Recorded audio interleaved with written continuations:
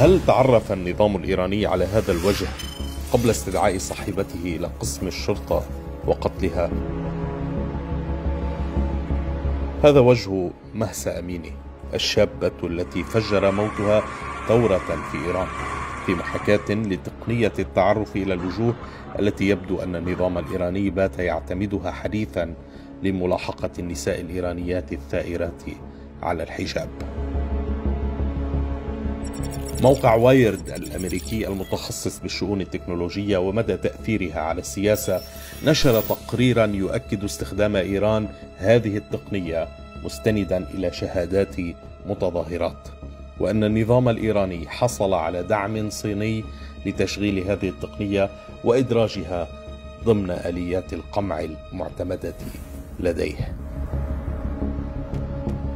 So they do have the infrastructure because they have used the CCTV cameras across major cities and towns.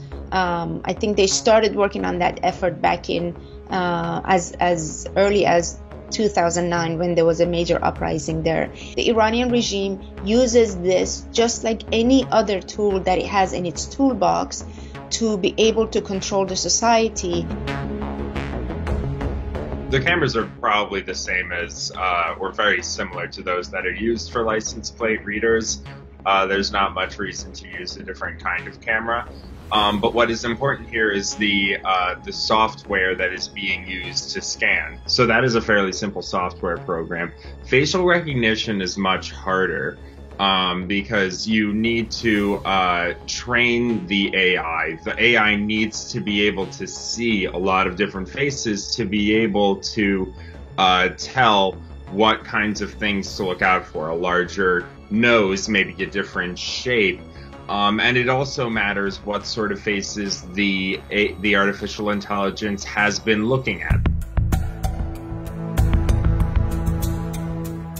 في العام الماضي فرضت الولايات المتحدة الأمريكية عقوبات على شركة تياندي الصينية، وهي واحدة من أكبر 4 منتجين لكاميرات المراقبة الجماعية في الصين بسبب بيعها تقنيات مراقبة للنظام الإيراني. يتخوف خبراء الأمن الإلكتروني من تمادي إيران في استخدام التقنيات الصينية لأغراض قمعية. There is a human rights concern when it comes to the distribution of facial recognition technology, such as in this case where it could be used to identify women who are not wearing a hijab. So most likely we can speculate that either this software is being designed in Iran, which I think is less likely, or more likely it is designed and produced by China or Russia.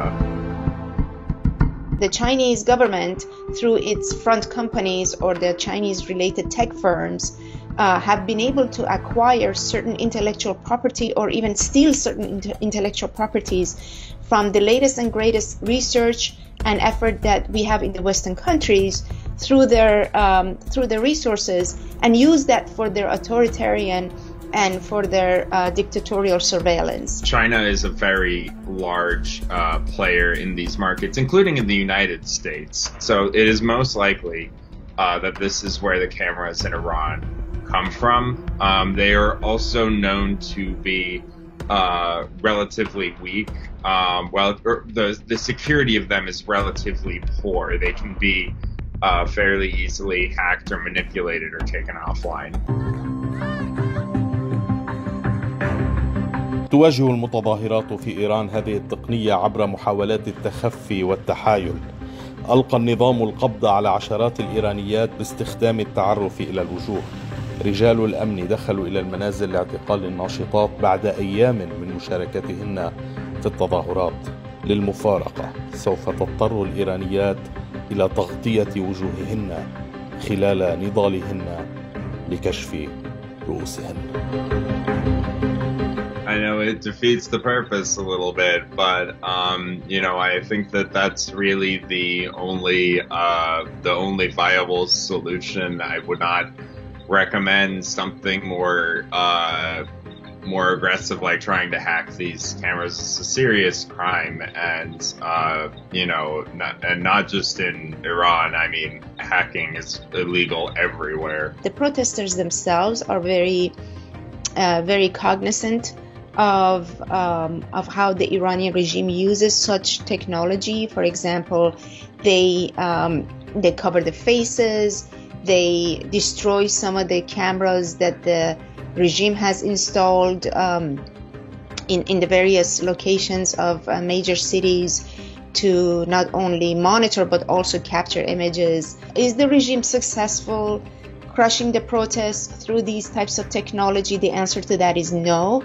Will the regime be able to arrest some of the protesters because they didn't have the tool to disguise themselves, whether in streets or on social media or elsewhere through the surveillance tools that the regime has? Yes, some of them have been arrested. But I think that the power is in the hand of people with their use of technology and talent and smarts, not in the hand of regime.